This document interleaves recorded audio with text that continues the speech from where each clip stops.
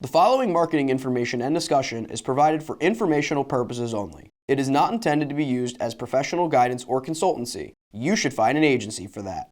Comexis is a digital marketing agency, so feel free to hire us. But otherwise, just enjoy the show.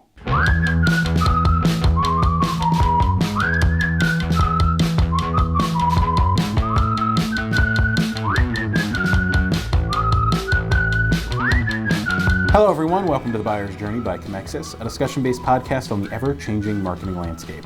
I'm Matthew McGroarty, the social media content producer here at Comexis. I am Len Ward, the managing partner at Comexis. And I'm Josh Lyons, the digital marketing coordinator here at Comexis. So today is Thursday, and on Thursdays we talk about the retention phase of the buyer's journey. And today we are talking about a really interesting article on eMarketer by Lucy Koch. More than half of U.S. shoppers will abandon a brand following a bad experience. So I'm just going to read a little bit of this piece, take some excerpts out from it. So definitely check out Lucy Koch's full piece, all of it linked in the blog description. So she starts the article basically talking about how marketers and business leaders are trying to prioritize customer service initiatives, but sometimes those initiatives aren't aligning with what the customers actually need. But obviously you need, as we're talking about in the retention stage, you typically want your customers to come back to you either when they're having a problem to get it resolved or to come back and continue buying your product or service, right? So according to an April 2019 data from business intelligence group Insight Group, customer service professionals from various industries worldwide said that a seamless omni-channel user experience, 34%, and the encouragement of self-service tools, 29.7%, will be the two most transformative customer service innovations of the next 5 to 10 years. Here's a quote. "If you don't have an integrated, seamless omni-channel approach, customers will notice it right away," said Corey Stoker, Senior Vice President of Customer Services at omni-channel commerce company Radial. Quote, "Think of the customer experience like a Ferris wheel. The customer's in the middle and everything rotates around them. Each car is a different touch point, but when one of those cars is removed, the ride or the journey becomes unbalanced. The consumer feels unsettled and questions the brand's or retailer's ability to provide a fully integrated experience." And now we kind of jump into what are consumers looking for.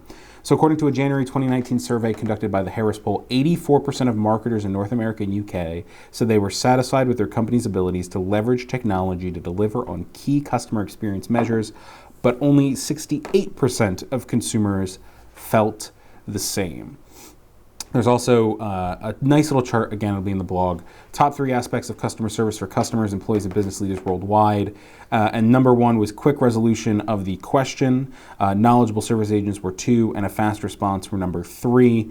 And a lot of what you're seeing is that customers want quick resolution of the issue. Employees want to be or are knowledge service agents just beneath the customers, about 1% difference. And then also customers dramatically want fast response times, which is just how long you have to wait before actually speaking to somebody. And we can see things like that with live chat, with phone services becoming faster, better. So according to a March 2019 survey from consumer engagement company Pega, 3 in 5 consumers worldwide said a quick resolution to their issue or question was the most important aspect of a customer service experience, versus 46% of business leaders who said the same. Sentiments towards the importance of knowledgeable service agents and fast response also delineate among customers and business leaders. And these discrepancies are important to note, as more than half, 55% of U.S. shoppers said that just one bad experience would stop them from returning to a brand, according to a July 2019 survey from alternative payments provider Klarna. But retailers are having trouble providing this experience that consumers crave. More than 1/3, 36% of respondents said they struggle to keep pace with changing consumer expectations. And more than double that figure, 69%, said that they have to work harder than ever to retain customers. Here's a quote. "Part of what makes a brand unique is the brand and the experience that is generated," Stoker said. "To drive that, a frictionless ease of service and low consumer effort are going to be important in the ongoing way. That is really where differentiation will occur, and businesses need to make sure they're building their brand footprint around that." That was a lot of info, folks. What do we think about it? Yeah, this is really good because this falls into, you're hearing the term a lot more. It was more of a buzz term last year, but it's still massive, and that's digital transformation. And this plays directly into digital transformation. This is making sure that there is one all-encompassing highway, no matter how that customer is interacting with you, and it's all going to the same direction. That's being able to have a live chat on your website, and that live chat can resolve something. And when a customer goes and checks their account online, like everything's been resolved. It's like a seamless transition. This is, it's funny because we feel like a lot of our not a lot of our customers, but a lot of customers we come across, they don't really invest a lot in the retention phase of the buyer's journey, and it's critical, especially if you have clients that are coming back as reoccurring clients. It's something that should be focused on. But I think there's a really, really weird, divide where people are like, oh, well, how we do things on our social media campaign and our how we retarget and pay-per-click, that's all part of digital transformation. That has nothing to do with digital transformation. Digital transformation is how you're communicating with either a current client or prospective client in that fashion. It's also, document storage and stuff like that. It's just digitally transforming your customer to match the current client base. And if you do have the right digital transformation strategy in place, you wouldn't have 69% people saying it's even harder to work on, to retain customers. So, but you could really dig into this. There's ways in which you could say if a customer came to you on live chat,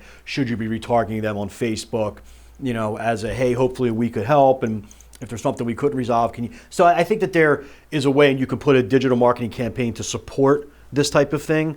But we won't get too deep into the weeds. But I agree, and I think a lot of this stems from you'd be surprised how many companies out there are not ready for digital transformation. They really don't have a plan for digital transformation. And the people leading in digital transformation are people like they're putting it to the CMO. The CMO should not be leading your digital marketing transformation. It should be a company-wide thing that's probably led by your chief technology officer, and making sure that the customers are happy going forward and everything's getting done. So somewhere along the world, like this IT and marketing has gotten fused together, and I think you're seeing problems right here with this thing. IT and marketing are two totally separate individuals. Yeah. What I think is brought up in this article, and will be brought up a little bit in the piece we talk about tomorrow, is the idea of you thinking you know what your customers want and what your customers actually want. That's like the first stat they talk about, right? But I think that's really important because you, as your brand, there's a chance that because you're inundated every day with all of these things, you're not thinking what is the actual buyer's journey, not just from a marketing perspective, but throughout your entire internal process. After they hit that purchase stage and they go, I'm gonna buy with you, you're not thinking of the retentionness of how are we basically snaking them along, bringing them along with us through our process of purchase, through our service, through a subscription, whatever, right? And I think that I completely agree with you. You need somebody who can focus specifically on that to realize, okay, customer starts here or here or here. How do we make it so that all of these systems come together? And we're going to talk about this a little bit tomorrow, more focusing on advertising creative. In this case, we're talking about companies and brands in particular. But I completely agree with you. I think you need to learn innately what your customers need and not what you think they need. And sometimes maybe a customer won't know what they need other than fast responses. But having a fast response will certainly help you solve that issue faster and better and all those things like that. And people are leaving and they're saying it's harder to find retention or retain clients, and people are saying they won't come back to a brand after one bad experience because there's so many options right now. Yeah, tons. So if you're not going to help me, then the next person's going to help me. So, we do say it quite a bit, and I'll say it here. If you are a company that is reliant on consumers actually coming back to working on you, maybe before you even start the advertising campaign of bringing awareness to yourself, which is just putting more people in the funnel, which are eventually going to spill down to being unhappy, you should be focusing on your retention stage first, your digital transformation stage first. Make sure you're fortifying the castle and you're locking down the current customers you have. And at that point, once that system's built out, then you back up and say, now we're going to raise awareness to build this funnel even more. This is a classic, and again, hopefully you are marketing on the buyer's journey. This is a classic, like identifying, just because the awareness stage is first doesn't mean that's the first thing you're working on.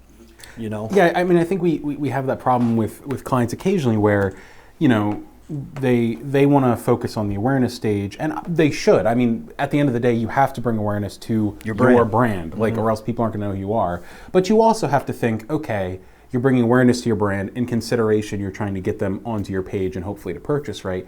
But retention can be one of those things where, I mean, having a simple blog post and an email, okay, now you're not just building your brand awareness, you're actually bringing them somewhere for them to stay in the long term, right? So just, I mean, another thing to think about is sometimes you do need to have a foundation so that you can bring awareness to what that foundation is, right? No, I agree. Joshua Babashi, you got anything you want to add before we close it out? That's a great question.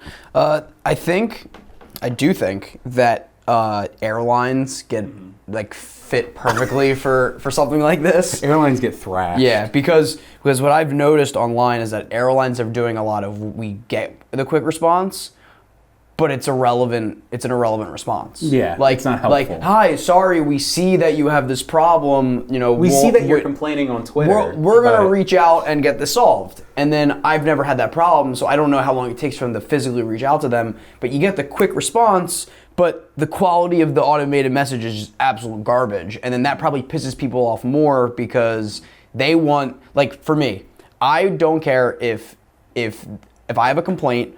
I could wait a day, I could wait a week, but if they respond to me correctly with the information that I want and it will help me solve my problem, then that's fine. But the quick, people respond to you right away. They're telling you that, oh, we see there's a problem. Let's try and fix it. That's not doing anything. All that's showing is, oh, we're responding to you. It's probably automated because it's a complaint. You're not really helping me get the problem that I have solved. So that's why I think the chart that we have here talking about how things have to transform throughout the next 5 to 10 years is number 3 on that list is higher quality automated responses. Make sure you spend less time on the quick response, but you get better quality in how you respond to your customers. Yeah, and you can't, it's funny because this all comes down to understanding how your individual talks to you. Like, I'd be interested to see how, if I had a problem, I'd be interested to see how a company like Fanatics, which is a tremendous sports company, I think we've talked about it on the podcast before, I think that's where I get all my stuff, but I mean, how good are they on Twitter? Because that's their demographic right there, you know what I mean? It's guys going in, buying sports stuff, and if I have a question about me, or you could go online, but let's say I need to escalate a little higher, like I'm just not happy, like could I go to Twitter at Fanatics and are they coming back? So that's all part of it too, and I know that they keep saying the automation. I think there's going to be a bit of a pushback in automation across the board. We have every client, I got to automate this, automate that. Sometimes the human interaction goes a far way. Yeah. Now these chatbots, some of them are good because you can type it in and their algorithm is pulling up. If you populate and build it the right way, it's almost like you're talking to an individual. But you know who's really good at customer service when it comes to going across all platforms are 2 companies. Verizon's outstanding. They put everything up seamlessly, and they're really, really good. I've actually done tech stuff with them. They're really good. PSE&G is actually outstanding. If you have a power outage or something like that, and you go on Twitter, they will interact with you and say, "Where's it at?" Blah blah, which is really good. And the last one's Patco Speedline, which is right here in South Jersey. SEPTA does the same thing. So there are companies who have figured out a way, like, okay, this is how our commuters are fast, and they're figuring out how to talk to you. Where some of these other companies that are, to be quite honest, you're bitching and moaning, we can't keep customers, is because you're not, you made it earlier, you're claiming this is how your customers interact with you. No, they want to interact with you this way, and here's the data to back it up. So again, this is kind of, I think we're kind of branching out a little further what this initial conversation is, but it comes down to digital transformation. I'll say it again. Digital transformation is trying to figure out how you're going to communicate with people, on the platforms in which they want to communicate. So there you go. I'm done. Yeah. On my rant. Just the Patco and SEPTA just made me think. It just makes me think of the MTA from when I used to commute in New York. I can't give them too bad of a problem because they communicate the same way the SEPTA and Patco Speedlines do, which is they try and reply, and sometimes people are just mad at the MTA, but I just got a little chuckle out of that. Anyway, I will finish digressing so we can close out the show here. That's all for today's episode of The Buyer's Journey. Check us out on Comexis.com, YouTube, and anywhere you can get your podcasts, and please follow us on Twitter at @buyers_journey. Thanks for tuning in.